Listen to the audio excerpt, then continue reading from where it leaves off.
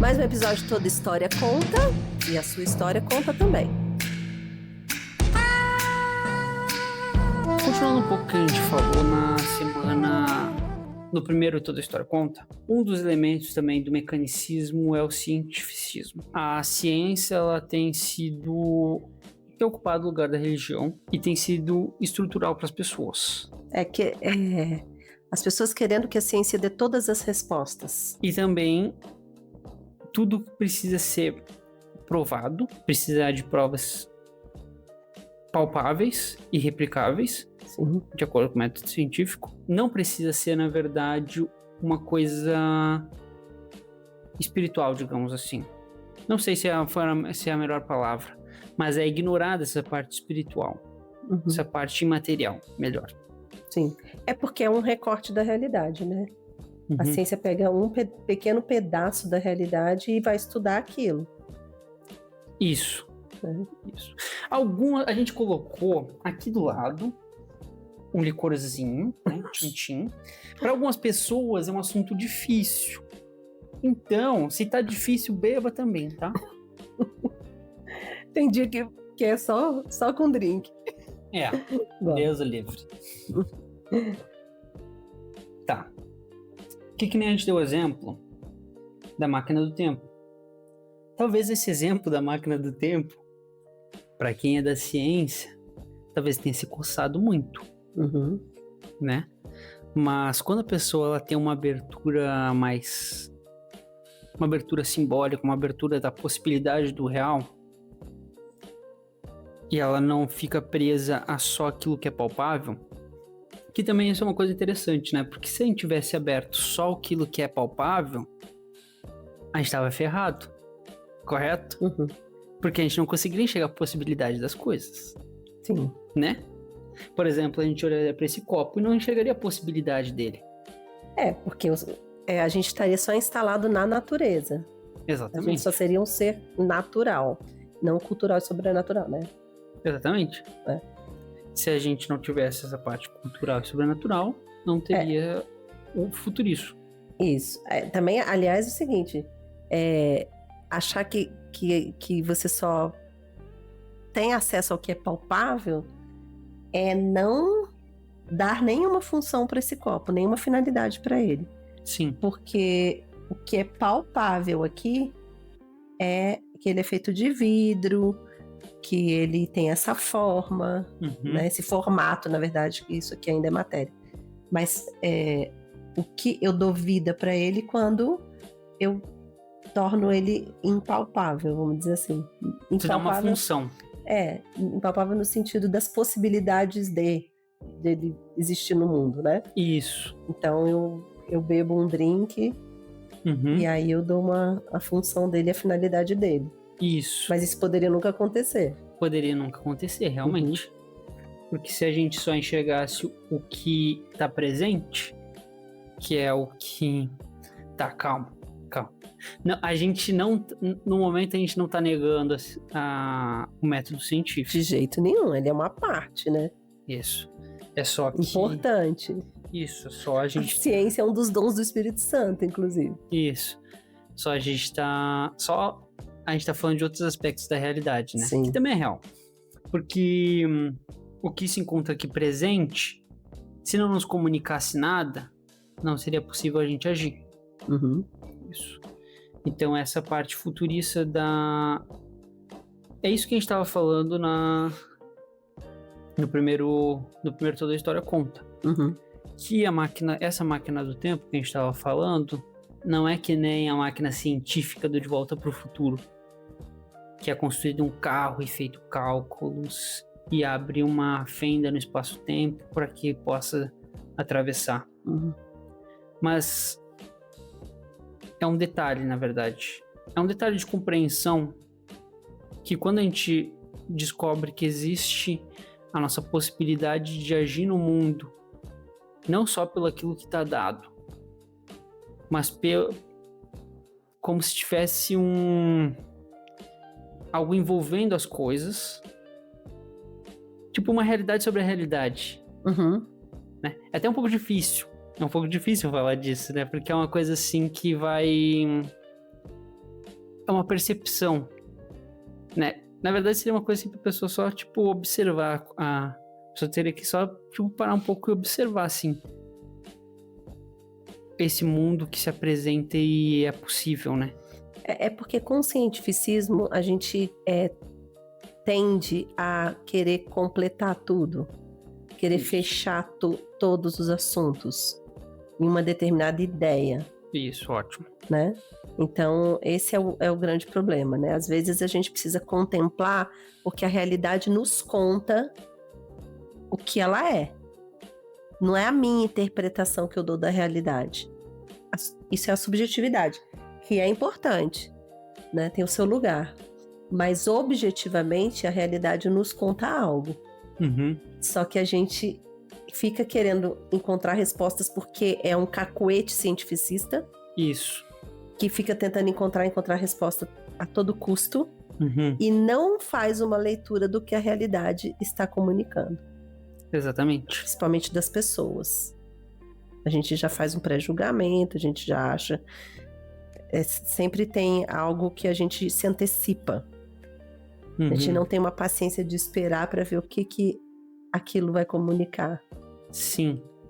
Tem sempre uma tentativa de evitar o desconforto da surpresa. Isso. Ou querer enquadrar já a coisa... É isso, é sempre uma antecipação, uma preparação para o que pode vir e não da complexidade da coisa, né? E do jeito que a gente falou no episódio, no primeiro episódio também sobre esse jeito primitivo de existir, por isso que a gente fica sempre tentando fechar a história antes, porque a história em aberto, ela pode ser perigosa. Eu não sei onde vai dar. Eu não tenho garantia. Uhum. Então, eu fico tentando controlar a história, né? Fechando a história. E essa forma primitiva é isso, é encontrar o perigo logo antes que ele me encontre. Isso. Né? Então, essa forma primitiva de existir. Deixa eu ver o perigo. Onde que ele tá, eu controlo o perigo e vou caçar sossegado. Uhum. Agora, o transcendente é algo em aberto. Sim. Que deixa a abertura para as coisas acontecerem, inclusive a graça. Uhum. E para dar uma outra resposta que não seja a resposta esperada. Como é nas doenças, nos diagnósticos. E aí, você estava contando do filme, né? Isso. Vai lá, então, pode falar. Não. Aí, fala aí, porque você estava falando do filme.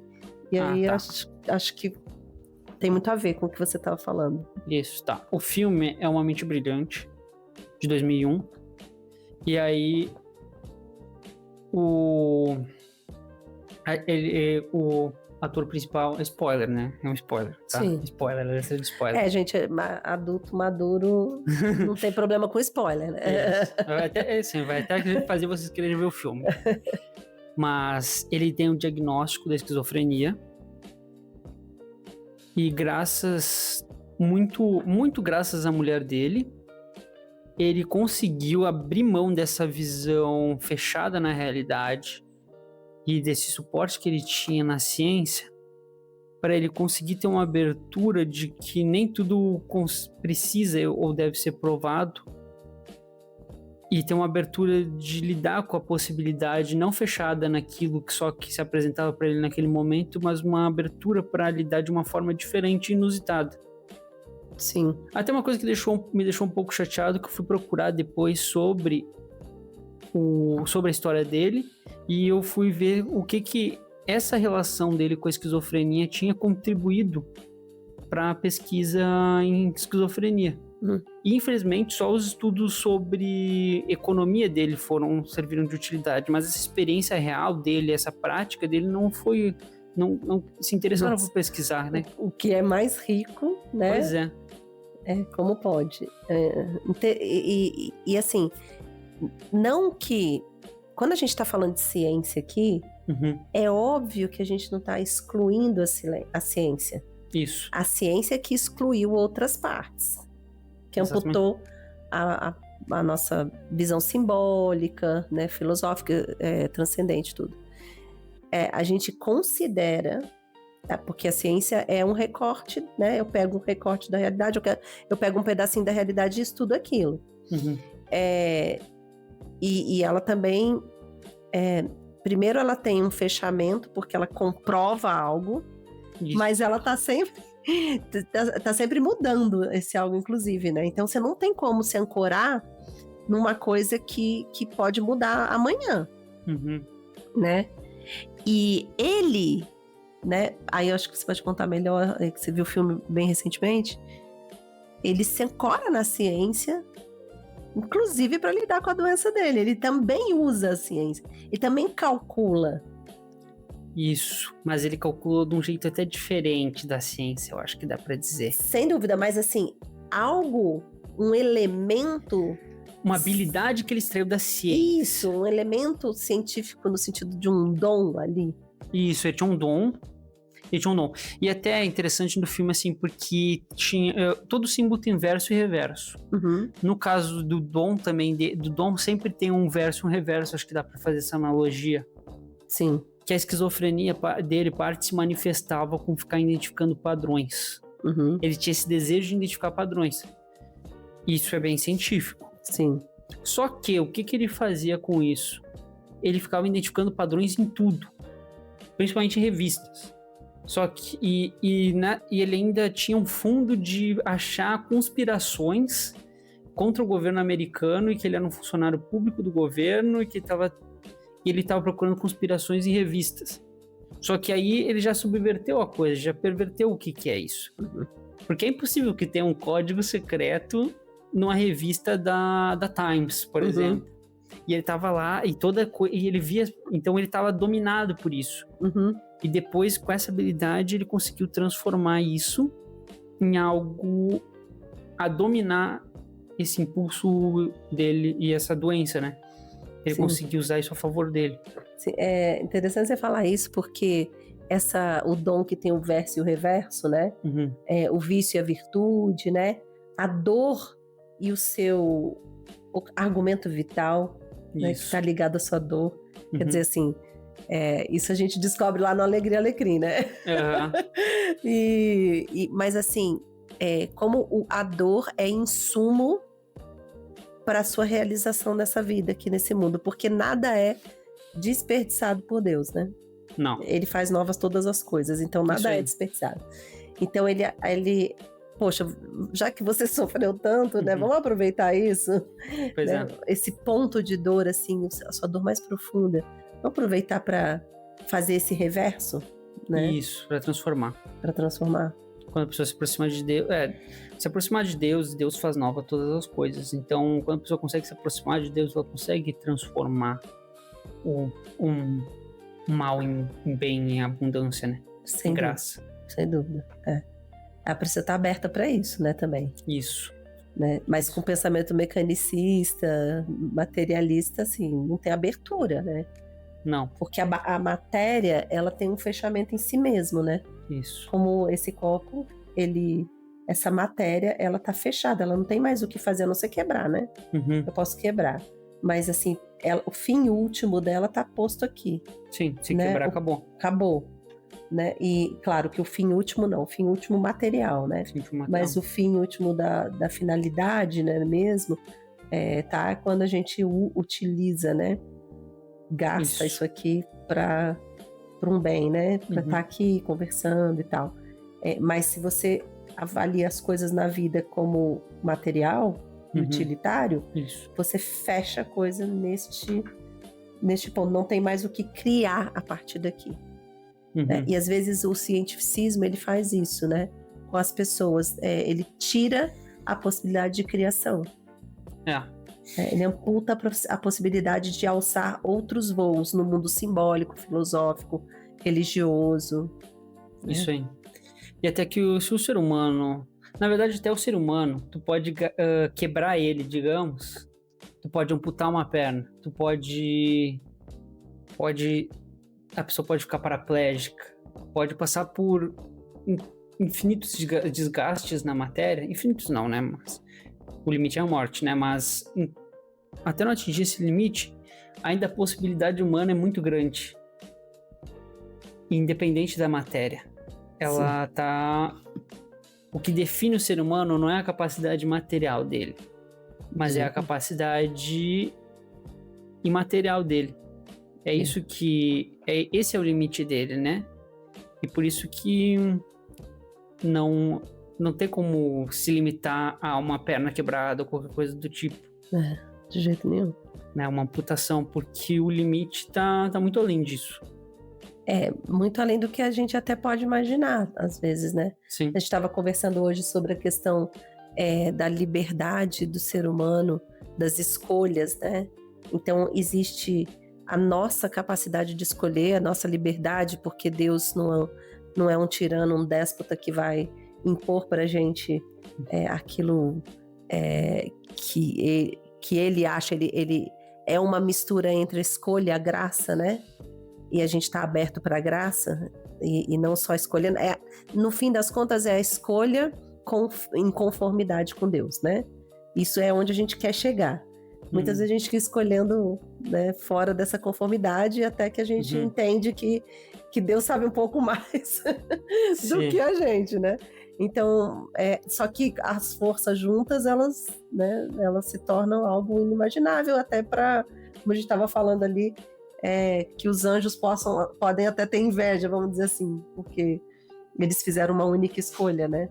Pois é, e a gente tem uma vida para escolher. Uma vida inteira para escolher. Cada centímetro de espaço de vida e cada segundo de tempo. A gente pode fazer escolha diferente, né? Sim, a gente pode até, que nem a gente já falou, né? A gente pode até o último momento decidir tomar um rumo diferente. Entretanto, é interessante isso, porque a gente está falando aqui de para além do tempo e do espaço, né? A gente tem falado muito disso, que a transcendência é isso. Entretanto, se você vai se situando na vida com uma certa medida, a tendência é que essa medida ela seja... Se você tem uma leitura do passado, você consegue prever o futuro, né? Vamos dizer assim. Mais precisamente, né? É só você olhar para o passado, para você enxergar uma possibilidade de futuro. Dificilmente uma pessoa que passou uma vida toda de um jeito, de um determinado jeito, vai responder de outra forma no futuro. É pouco provável. É pouco provável, né? É possível. Eu sei que é possível porque, assim, isso se deu na minha vida, né? De poucos anos pra cá, assim, né? A minha conversão se deu de poucos anos pra cá. Então eu vi que dá pra fazer uma virada, mas por uma graça muito grande. Mas dificilmente eu consigo, né? Porque o cimento vai secando, né? E no teu caso teve a vantagem de ter uma busca de muito tempo. Sim. Tu estava aberta a... Assim, no teu caso teve a vantagem de estar aberta e estar procurando. E aí, se tu tá aberta e tá procurando, né? Tu deixa aquela abertura, uma hora Deus te abraça, né? Isso. Agora, quando a pessoa já acha que soube de tudo e se fechou, aí fechou a ação do Espírito Santo, né? Exatamente. Fica difícil, né? Sim. Mas e aí, em relação ao filme, né? A questão que a gente estava falando da ciência ser às vezes um fechamento pro que você estava falando do filme, né? Isso. Da ciência ser um fechamento? Do método científico não responder todas as coisas e às vezes ser um fechamento para transcendência. Ou ficar no lugar de Deus até. Isso. Né? Isso. Uma das pistas disso é a segurança no presente, que tu falou bem da questão de, tipo, eu não vou antecipar, para evitar antecipar as possibilidades que podem vir, eu vou fechar nisso que é palpável, no que eu posso calcular, de um jeito metodológico. Mas aí sabe que a pessoa sabe que ela vai acabar se surpreendendo. E outra coisa que também tem um problema, né, de ser um recorte da realidade.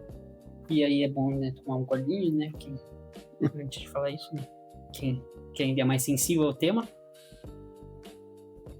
tomar um golinho, que assim, a ciência, por ser um método e ser um fechamento, um recorte, ela é manipulável.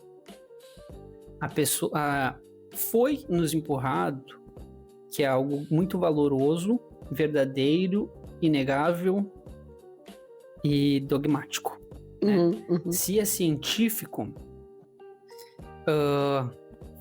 cientistas ou a ciência prova que comer repolho é bom. Então, a sensação que vem é quase um dogma, né? Sim. É uma coisa dogmática. Só que por ser um método e ser um recorte, se tu for reparar bem, a gente pode recortar de uma forma imprecisa a realidade. A gente pode fazer um estudo sobre as cadeiras. Não, melhor. A gente pode fazer um estudo sobre barcos em terra firme e chegar à conclusão que ele é um péssimo meio de transporte. Com um método científico. Sim, porque método científico é tentativa e erro. E tu pode criar uma hipótese. Barcos não têm rodas, ele é um meio de transporte, mas ele não vai ter... Ele não tem rodas, ele tem um motor, mas o motor dele é ineficiente. E aí tu vai conseguir provar cientificamente que o barco é um péssimo meio de transporte. Sim. Mas o estudo que tu fez foi uma bosta. Sim. E o estudo que tu fez foi completamente deslocado do objeto. E aí eu até estava conversando ali antes com a inteligência artificial do Google. E aí ele falou que a gente pode fazer um estudo... A gente pode fazer um estudo, mas ele não vai ser reconhecido pela comunidade acadêmica. Ou qualquer coisa do tipo. Mas na verdade a comunidade acadêmica ela é feita por pessoas. Aí eu falei pra ele, né? A comunidade acadêmica é feita por pessoas que erram, né? Tu é muito idealista. Tem fora os interesses por trás de erros. Então, não é porque foi provado ou qualquer coisa do tipo que tá beleza, né? Sim. E é uma pena porque das pessoas terem desconectado essa outra parte do ser humano, né? Da simbólica, do transcendente. É uma pena, porque o método científico ficaria muito mais rico se não tivesse deslocado. Porque ele se deslocou dessa outra parte, ele tirou a parte mais importante do ser humano. Da hierarquia, tirou da realidade e quebrou essa hierarquia das coisas. Olha por quê. Hoje em dia, vamos supor que a gente não tivesse descoberto que o barco não serve para andar na Terra. Né? Hoje em dia, o que o método científico faria? Perderia tempo, porque colocaria lá o barco para andar na Terra e tal. Agora o barco não dá para andar na Terra. Que coisa, né? Não é o melhor veículo, né? Só que antigamente, como as coisas eram mais integradas no ser humano, o ser humano ele verificava na realidade a verdade das coisas. Então, não era um recorte, era integrado. Isso. Então, ele enxergava a realidade, é como se a realidade contasse para ele a que veio. Então, muito provavelmente, os barcos, né, foram descobertos como um bom transporte marítimo de uma forma muito empírica e intuitiva, simbólica, filosófica. Da verdade da natureza até, porque... Isso. Porque, por exemplo, tu para observar a chuva. E aí tu começa a ver se formar uma corrente de água e não demora muito para aparecer uma folha boleando por cima da água. Sim. Então, a natureza já comunica, tipo, aquele barquinho flutuando na água. E a pessoa percebe, putz, tem algo aqui que não afunda, né? Exatamente. E tu não precisa de um cálculo, qualquer coisa. Não, você precisa observar a natureza. Isso aí. Porque ela já conta muito mais do que precisa para criar outras observações por cima dela, né? E você capta justamente assim, né? Quer dizer, aquilo que é bem material mesmo. Isso. É material, só que você capta o material com tudo que vem junto. Né? Com intuitivo, com simbólico, com filosófico, né? Com tudo. Com tudo que tem, que a natureza te oferece. Tanto que antigamente todo mundo sabia que determinada planta era para tal coisa, porque às vezes ela tinha um formato específico, ela tinha uma textura específica que combinava. Santa Idelgarda de Bingen é uma que, né, olhava, sabia observar a natureza, né, como os nossos avós sabiam observar, e falava, essa plantinha aqui, peraí, que ela deve ser boa para isso. Por quê? Porque tinha a conectividade de alguma forma, ela encontrava a conexão simbólica das coisas. Sim. Né? Então a ciência perdeu isso. Olha que pena. Porque Sim. com a tecnologia que a gente tem hoje, se o ser humano tivesse mais conectado com a natureza, né, então não tinha para ninguém. É mesmo. Tá. Mas assim, não só a natureza, não é que a natureza somente mostra pra gente, senão a gente... Tá. Porque a ciência também, ela tem também ela pode, que nem eu falei, né, dos erros da ciência, de um mau uso do método científico dá resultados errados. Uhum. Hoje tem tido um uso muito grande do método científico, principalmente em avaliação psicológica. Sim. E tem dado resultados delimitadores e condenadores para as pessoas e que não necessariamente precisa ser assim, até como o filme do Uma Mente Brilhante mostra, que a pessoa ela não é determinada por um diagnóstico ou por um detalhe da realidade. Uhum. Aquilo é um pedaço, é uma condição, mas que não é o fim, né? Isso. E hoje o problema das pessoas em relação aos diagnósticos é que elas veem o diagnóstico como uma verdade absoluta. A partir do momento que ela fez uma investigação diagnóstica, ela diz assim, é isso. Né? Acabou. Meu filho é TDAH. Olha o perigo disso. A gente está num mundo em que o nível de atenção é minúsculo, né, para assim, a grande maioria da população. Uhum. Agora, somado-se a isso, né? Então vamos tirar a grande maioria da população, mas alguma parte somada, um jovem, adolescente, geralmente, que está com, né, um uso excessivo de celular, sono ruim, um sono muito prejudicado, alimentação ruim, sem fazer exercício físico, sem se movimentar, sentado, né? Então, assim, os neurotransmissores correspondendo a isso, né? De alguma forma, as sinapses prejudicadas também, né?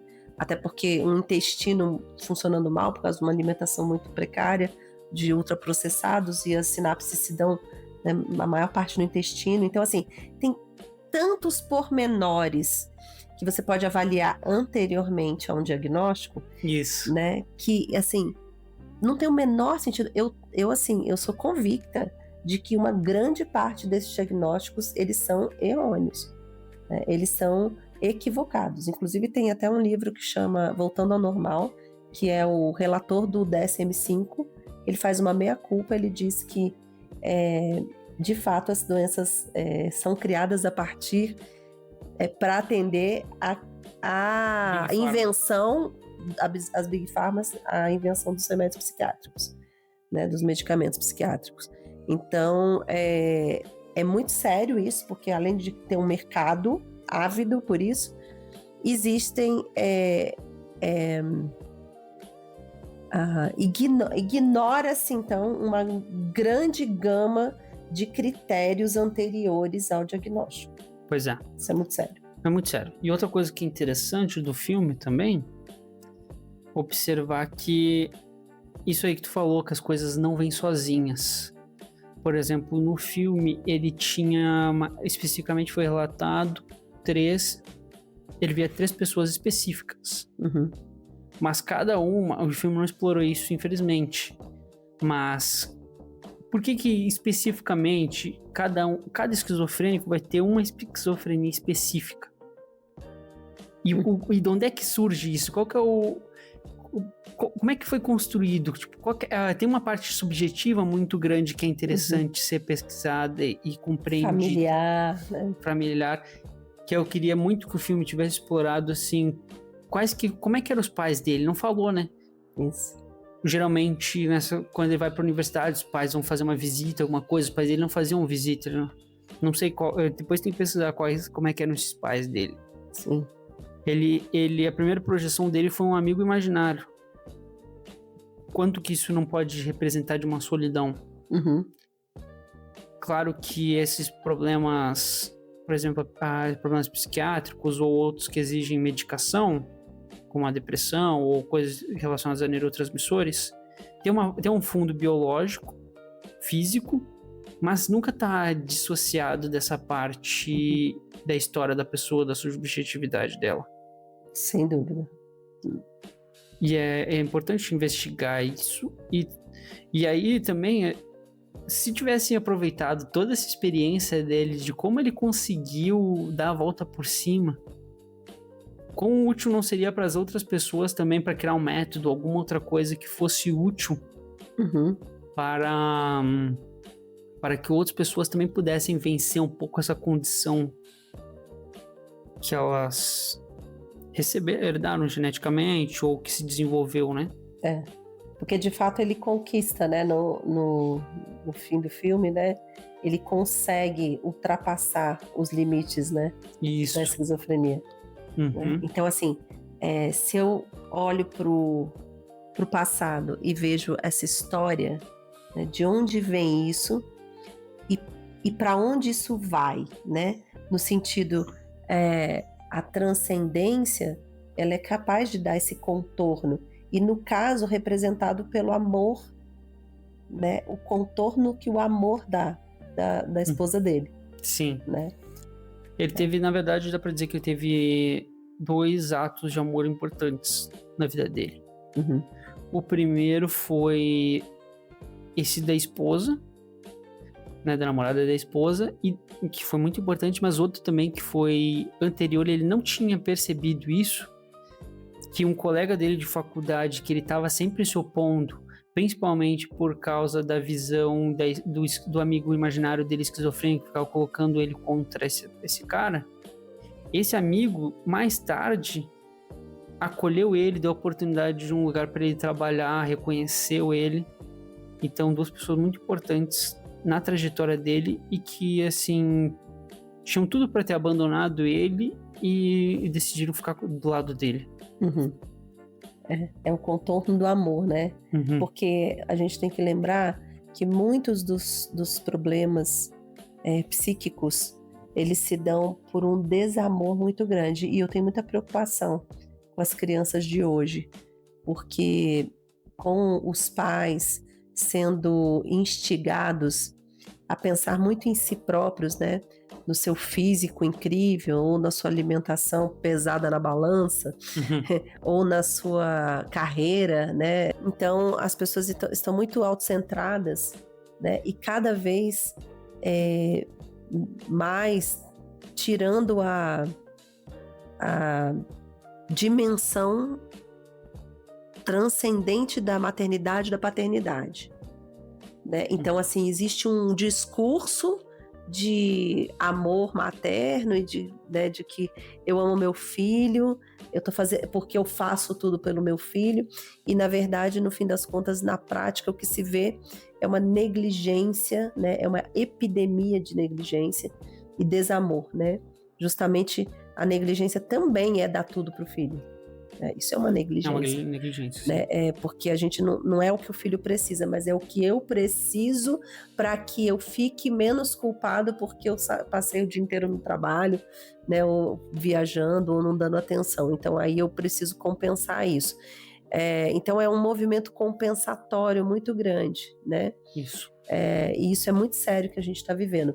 Inclusive, muitos diagnósticos se dão muito por isso. Então, assim, pela negligência, não só a questão simbólica, psíquica mesmo, mas essa negligência da rotina, do dia a dia, da hora de dormir, do não usar telas, né? E da negligência do afastamento emocional.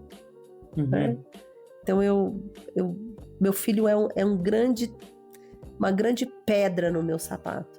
Né? Que me impede de olhar no meu celular a hora que eu quiser, que me impede de ir lá para academia ficar muito mais tempo, né? Que me impede, então, assim, é muito sério isso. Pois né? A gente precisa olhar para isso. E aí tem a muleta do diagnóstico.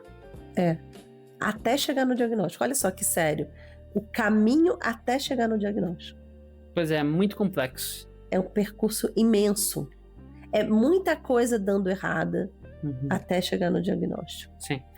E só fazer uma meia-culpa, né? Mas Tem profissionais sérios que fazem... Porque, assim, o que é ensinado é para fazer uma pesquisa rigorosa, entender... Antes de avaliar, tem que entender como é que funciona o cliente, como é que ele está naquele dia, para fazer a pesquisa, para ser uma pesquisa correta. Sim. Esse seria o correto, né? Sim. E daria um resultado preciso, um resultado próximo da realidade. Sim. Infelizmente, às vezes, como tem a tendência de transformar em uma indústria, como tem uma expectativa, né? A pessoa às vezes já vai com a expectativa de sair com o resultado, né? A pessoa, é quase um chá revelação. Né? E aí... Já teve, né? Tipo... Alguns. Aconteceu já, na internet tem isso, né? Sim. Juntar a família para fazer a revelação do diagnóstico.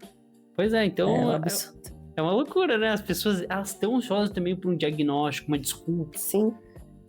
É muitas camadas. É porque é muito... hoje você tem um diagnóstico, você tem certos... Privilégios, né? A partir de um diagnóstico. Né? Na escola, né? Pois é. Sala em turma separada, prova em turma separada. Sim. Né? Uma série de privilégios. Assim, hoje as pessoas estão acostumadas a querer ter vantagem nas coisas. É muito doido. Porque a pessoa... a hierarquia das coisas tão absurda, assim, que é melhor ter um diagnóstico e ter uma vantagem do que não ter a vantagem, né? Ser doente, né? Não, eu tenho um diagnóstico aqui e levo muita vantagem com isso. É lógico, né, gente? A gente não tá falando, obviamente, não preciso nem falar isso, né? Obviamente, não tô falando dos diagnósticos reais, né? Que existem por aí. Mas, assim, claramente há uma falta de critério. Claramente. Né? Não é possível um número desse de diagnóstico. Não é possível. Aí eu queria saber como é que o Darwin ia explicar essa coisa de, tipo, os que seriam para ser evolutivamente mais frágeis as pessoas estão sendo por ser evolutivamente mais frágeis, né? Sim. Que loucura, né? Que loucura. Mas é isso, eu acho que é necessário que a gente comece a avaliar a própria vida, os rótulos, assim, que nós vamos adquirindo, né? Os padrões que são provenientes às vezes de uma família disfuncional, mais os rótulos de uma condição de vida, às vezes uma condição de vida moderna, muito precária no sentido de um trabalho excessivo. Então, assim, e aí isso vai construindo um contorno equivocado, né? Isso. Da vida. Então, assim, é muito importante que a gente avalie onde que estão os nossos fechamentos, né? Que seja diagnóstico, que seja padrões repetidos de família. Quais são as nossas muletas? Quais as muletas? E, de novo, né, a gente volta nesse assunto, né? Das muletas, né? Isso. De que a gente anda carregando aí que pode impedir a gente de chegar ao máximo do nosso potencial. Exatamente. Né? Isso. E volta também um pouco, porque se fosse tão fácil de enxergar assim, a gente nem precisaria estar falando, né? Todo mundo perceberia, mas é complexo, né? A pessoa, e às vezes ela vai incorporando como parte dela, sem perceber. Sim. E vai transformando até num elemento estrutural, né? Ela transforma uma muleta, ela transforma uma muleta, que seria uma coisa para auxiliar ela a caminhar por um tempo até se recuperar da perna quebrada. Ela pega essa muleta e, putz, né? Eu consigo pular a fila do banco, eu posso estacionar num lugar melhor. Ela abraça a muleta e vive ali, mas e perde essa oportunidade de se recuperar, né? Não quer largar mais, né? E aí, para ajudar a recuperar, né, essas condições psíquicas ou essas condições da alma, né? Toda História Conta tá aqui para isso, né? É um momento, inclusive terapêutico, né? Se eu tenho recebido feedback aí dos anteriores e tô muito feliz, porque as pessoas falam que se sentem dentro da história, e é para isso mesmo. Isso aí. Né? Para se sentirem aqui dentro e participarem do processo, né? Que bom. Que acaba sendo um processo terapêutico também, por que não? Né? Não é terapia, mas é terapêutico aquela história. É isso aí. Né? Que bom, né? Então, Mais uma História Conta. É isso. Valeu, galera.